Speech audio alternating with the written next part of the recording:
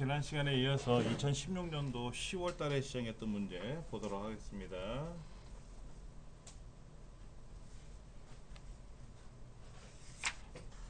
매크로의 바로가기 키에 관한 설명이다 라고 했는데요. 매크로의 바로가기 키라고 하는 것은 우리가 이제 매크로를 실행을 해서 파일에서 옵션 리본 사용자에서 개발 도구를 항상 열어놔야 되겠죠. 그렇죠? 자, 개발 도구에 가서 우리가 매크로를 기록을 할 때 여기 보시면 요런 창이 뜬단 말이에요. 바로가기 키를 뭐로 할 거냐. 그래서 컨트롤 A다. 이 컨트롤 A는 본래 전체 선택이라는 기능이잖아요. 31번 할 차례이에요.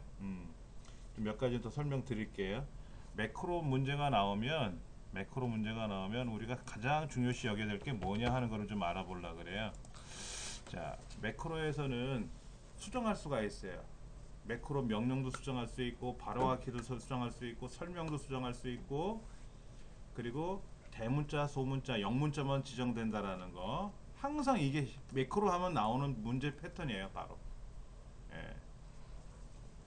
요거죠. 요거 기본적으로 지정되어 있는 바로가기 키는 엑셀에 사용하는 그 기본적인 기능보다 우선한다라는 거 꼭 기억을 하셔야 돼요. 예.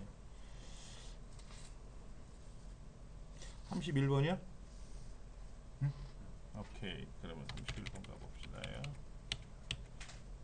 차트에 관한 설명.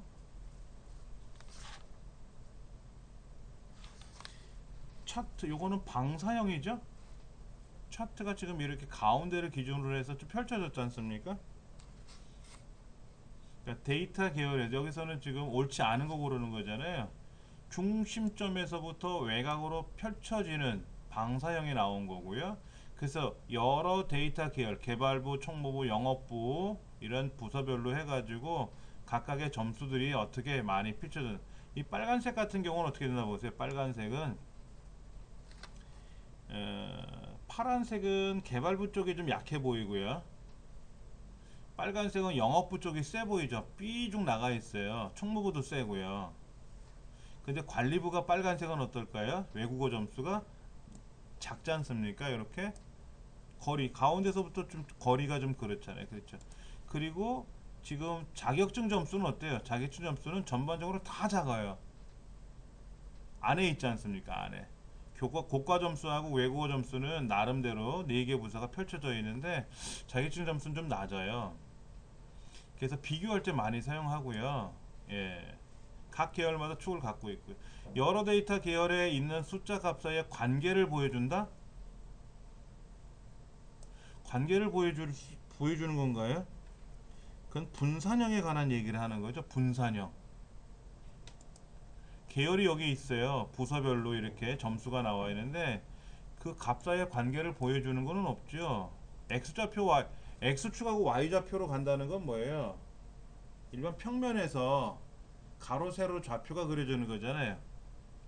XY 좌표라고 하는 것은 얘는 XY 좌표가 아니잖아요. 그러니까 일단 XY 좌표라고 하는 거에서 일단 걸러질 수 있어요. 그러니까는 이 문제가 뭐다라는 게 헷갈리서 하더라도 네 번째 보기 XY 좌표가 일단은 조금 거슬리는 부분이 되는 거죠. 그것이 답이다라는 거고. 그리고 95쪽 우리 보시면은 꺾은 선형, 분산형, 영역형, 방사형 이런 각각의 그래프 형태의 특징들이 나와 있어요. 이 특징들이 시험에 잘 나옵니다. 잘 기억을 하셔야 되고요. 새 워크시트에서 지금 어떻게 하라고 되어 있나요? A1 셀에다 두고 상대 참조로 기록을 했어요. 상대 참조를 기록을 했어요. 그래서 매크로 기록을 클릭해 가지고 이렇게 요렇게 입력을 했어요. 이렇게. 그러니까 A 첫 번째 셀에다 놓고 오른쪽에 제목 들어가고 아래줄에 항목이 쫙 들어갔어요. 그렇죠. 그러면 C의 세 번째다 놓고 매크로를 작동시키면 어떻게 될까요? C 세 번째 오른쪽 뒤에 세 번째에 성적 현황에 제목이 들어가겠고요. 그렇죠? 그리고 아래쪽에 이렇게 세 칸에 걸쳐서 뭐가 들어갈까요? 학과 학번 이름이 들어가겠죠. 상대 참조라는 게 그거예요. 절대 참조. 우리는 매크로를 할 때 절대 참조로만 했었어요. 그래서 마우스를 어디다 놓고 클릭을 하든 간에 매크로를 작업하면 항상 여기에 제목 나오고 밑에 항목 이름 나오고 이렇게 매크로가 나왔었는데, 이번에 상대 참조라 그랬잖아요. 그러니까는 이 지금 보시는 셀 오른쪽에 제목이 나올 거다라는 얘기죠. 그러면 성적 현황이라는 제목은 어디에 나온다? 뒤에 세 번째 나오겠지 뭐. 뒤에 세 번째. 예. 상대적이라는 거, 현재 있는 위치를 기준으로 하는 게 상대적인 거죠. 그렇죠.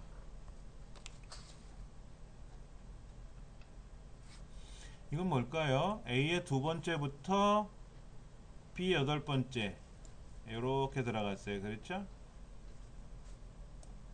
쭉 들어갔고요. 2의 세 번째는 2의 세 번째는 학생 수가 들어가 있네요. 그러면 이거는 카운트 if가 되겠죠? 이 학점들 중에서 어디 갔어? 이 학점들 중에서 요 내 왼쪽에 있는 학점에 해당하는 게 과연 몇 번씩 발생하느냐 하는 거죠. 카운트 if가 들어가야 답이 되는 거고요. 썸 if는 합계니까 일단 빼고, 그 다음에 자동 채우기를 하는 거니까는 요쪽에 있는 것들 중에서 내 왼쪽에 있는 점수가 몇 개가 있느냐라는 건데, 아무래도 절대 참조가 들어가야 될 거예요. 절대 참조라는 게. 그래서 두 번째가 답이 될 수밖에 없다라는 얘기죠. 자동 채우기가 들어가는데 지금 이 학점을 어디에서 찾는 거예요? 다른 곳에서 찾는 거잖아요. 그러면 절대 참조가 들어간다고 보시면 돼요. 예. 우리 지금까지 합계를 구하라 그러면 내 왼쪽에 있는 거, 내 위쪽에 있는 거만 달랑 합계를 구하고 말았거든요. 이건 절대 참조 안 들어가요. 그런데 내가 참조를 계산을 하고 싶은 항목은 내 옆에 있지만 그 대상은 다른 곳에 있지 않습니까? 그러니까는 어딘가에는 절대 참조가 들어간다. 특히 자동 채우기 해야 되니까, 쭉 자동 채우기 해야 되니까 절대 참조가 들어간다. 인쇄 미리 보기 상태에서의 페이지 설정 대화 상자에 관한 거. 자, 이거죠. 여기 파일에 가서 인쇄 미리 보기에 들어가 보면 지금 데이터가 없어서 그런데 뭘 하나 적어 놓고 볼게요. 인쇄 미리 보기에 들어가면은 이 페이지 설정이라고 있어요. 밑에 이 페이지 설정에 나오는 거를 한번 보자 이거지. 얘를 가로로 인쇄할 건지 세로로 인쇄할 건지, 가로로 인쇄할 건지 세로로 인쇄할 건지, 그 여백을 얼마나 줄 건지,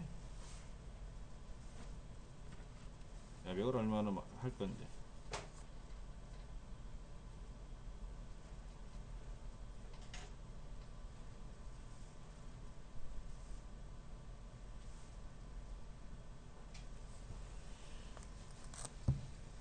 그 다음에 머리글 바닥글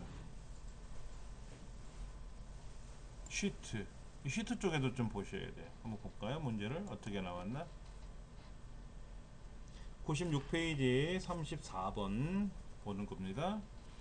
눈금선이나 행렬 머리글의 인쇄 여부를 설정할 수 없다. 눈금선? 눈금선이 어디죠? 자, 여기 보시면 시트에 가면 눈금선 있잖아요. 행렬 머리글. 그러면 어디가 A인지 어디가 B인지 이거 보이거든요. 이게 만약에 눈금선을 또 안 보이면 어떻게 됩니까? 눈금선을 안 보면은 ABCD는 나왔는데 어디가 A 쪽에 가 있는지 B 쪽에 가 있는지 헷갈릴 수 있어요. 그래서 이 가로 눈금선들이 보여야 좋거든요. 가로 세로 눈금선들. 예, 눈금선 보는 거 있어요. 이렇게 칸칸마다 보이는 거.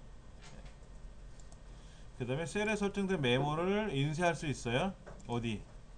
페이지 설정에 들어가서 메모를 시트 끝에 할 건지 화면에 보이는 대로 할 건지 지정하는 기능이 있어요. 그 다음에 배율 이거를 확대 축소할 수도 있거든요. 확대 축소할 수 있는데 얼마나 올라가나 볼까요? 400%까지 올라가네요. 줄이면 10%에서 400%까지 올라가요. 근데 우리 문제는 200이라 그랬잖아요. 그게 틀렸죠. 예. 용지 너비와 용지 높이를 너비하고 높이 1로 지정하는 경우에 한 장에 지금 양이 어차피 한 장에 찍히는 애지만 양이 많을 경우에는 여러 페이지에 찍힐 거 아닙니까? 그런데 여기에서 자동 맞춤에 한 장에 한 장 너비하고 높이를 1대1로 잡아주면 어떻게 될까요? 그러면 한 장에 다 나오는 거죠. 아주 잘 자란 글자로 나오겠죠. 그렇게 해서 너비와 높이를 1대1로 맞춰 놓으면은 그러면은 종이 한 장으로 축소가 되겠죠. 네 번째는 맞는 말입니다. 요것도 많이 나와요. 이 문제도 12.8, 13.8 두 개를 블럭 잡고 드래그하면 간격이 1 차이가 나니까 14.8, 15.8 하고 나올 겁니다. 그 다음에 하나의 값만 드래그하면 복사가 돼요. 13.8 쭉 나옵니다. A라는 글자와 B라는 글자를 블럭을 잡고 드래그하면 A, B, A, B 하고 복사가 되지 A, B 다음에 C라는 거를 몰라요. 그럼 기억 놓고 니은 놓으면 디귿 나옵니까? 그러면 일본어 가기국어고 있잖아요. 그렇죠. 아니노레노 이런 가타카나 히라카나 글자를 넣고 자동 채우기 하면은 그거를 다 일일이 알게 하려면 엑셀이 버겁죠. 그럼 어느 나라 알파벳은 A, B 다음에 C가 나오는 거를 제공해주고 어느 나라 알파벳은 제공을 안 해주면 그것도 나라 간에 싸움 나거든요. 그러니까는 A, B 블럭 잡고 드래그하면 A, B, A, B 하고 복사가 됩니다. A, B 다음에 C라는 건 몰라요. 그러나 아라비아 숫자는 전 세계 공통이니까 숫자와 숫자를 써놓고 간격만큼 자동 채우기가 가능한 거죠. 그 B만 자동 채우기 하면은 B만 복제가 되죠. 요거 3번 많이 틀리더라고요. A, B 다음에는 무조건 C. 우린 C로 알고 있으니까 C가 나올 거다라고 하지만은 글자는 해결이 안 된다.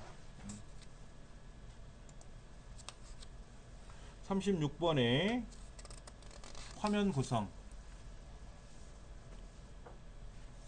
화면 상단의 제목 표시는 뭐예요? 제목이 나오는 거지, 제목. 여기 위에 제목이 있는 거죠. 통합문서 해가지고 제목 보이는 거잖아요. 그렇죠? 그러면 작업 상태나 이런 정보가 표시되는 것은 뭐예요? 작업 표시줄이에요. 작업 표시줄. 아래.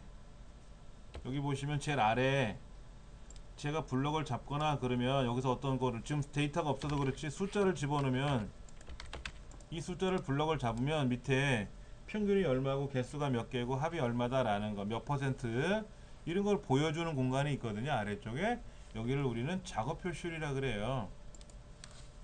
작업 표시줄. 예. 제목 표시줄은 위에 있는 거고 작업 표시줄은 하단에 있는 거예요. 서로 다른 겁니다. 나머지는 다 맞는 말이고요. 해설엔 뭐라고 되어 있나요? 간단하게 설명을 해놨죠. 그렇죠? 상태 표시줄 꼭 기억을 하시면 될 것 같습니다.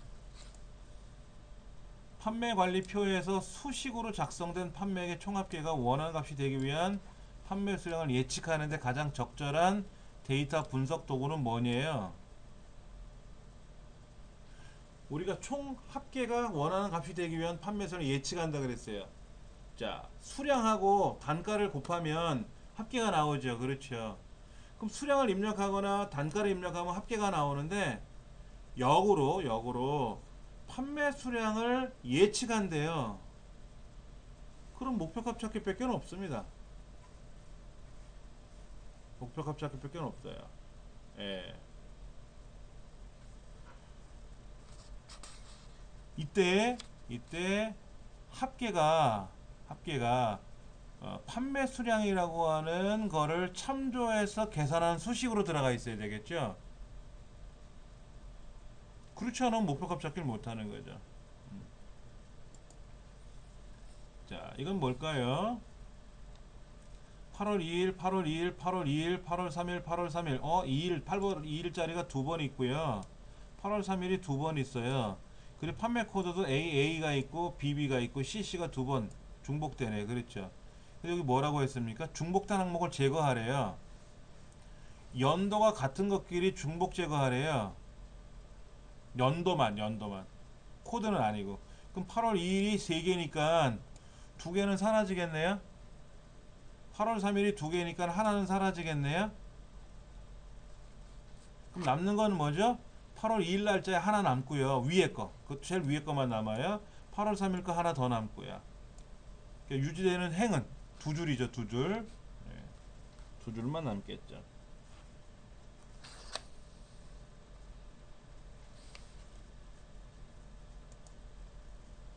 자, VLOOKUP. 이거 한번 해보죠. 뭐 이거 문제가 뭐라고 써있나 한번 볼까요? 라지. 라지가 뭐죠? 몇 번째 큰 거를 찾는 거죠? A의 두 번째부터 A의 아홉 번째 중에서 8사람 번호 중에 번호가 있는데 그 중에 네 번째로 큰 거래요. 네 번째로 큰 뭡니까? 8, 7, 6, 5, 5네. 5. 5라는 값에 대해서 A의 두 번째부터 F의 아홉 번째까지 중에 다섯 번째 항목이니까 첫 번째, 두 번째, 세 번째, 네 번째, 다섯 번째. 다섯 번째니까 88이네 뭐. 다시 보세요. 라지. 이 번호 중에서 네 번째로 큰 걸 찾으래요. 그러니까 8, 7, 6, 5, 5가 네 번째로 크지 않습니까? 번호 중에. 이 번호에 해당하는 A의 두 번째부터 F의 아홉 번째까지 중에서 둘, 셋, 넷, 다섯 번째니까 수학 점수지 않습니까? 수학 점수. 그러니까 5번이라고 하는 사람의 수학 점수가 뭐냐 이 얘기죠. 컴마형은 뭡니까? 반드시 일치하는 거고요. 5번하고 일치했지 않습니까? 88점이 나오겠지 뭐. 그렇죠? VLOOKUP. 틀 고정. 틀 고정은 아무 곳에다 넣고 취소할 수는 있어요. 그런데 이거예요. 틀 고정은 보기에 가서 틀 고정을 누르면 이렇게 틀 고정이 되고요. 아무데나 더블 클릭한다고 해결이 되는 게 아니고 틀 고정을 취소해야 되고 나누기 한 거는 이 나누기 경계선이 보이지 않습니까? 나누기 경계선을 더블 클릭하면은 이름은 세로 경계선, 여기는 가로 경계선, 이제 가운데는 모든 경계선인데 이때 더블 클릭하면 나누기가 사라져요. 나누기가 사라진다고. 예. 그 얘기를 하는 것 같아요. 아무 곳에서 더블 클릭한다고 해결할 수 있는 건 아니고 정해진 위치가 있겠고 틀 고정은 더블 클릭해서 해결할 문제가 아니고 보기에 가서 틀 고정을 해제해야 된다. 그게 틀린 거네요. 그렇죠? 예.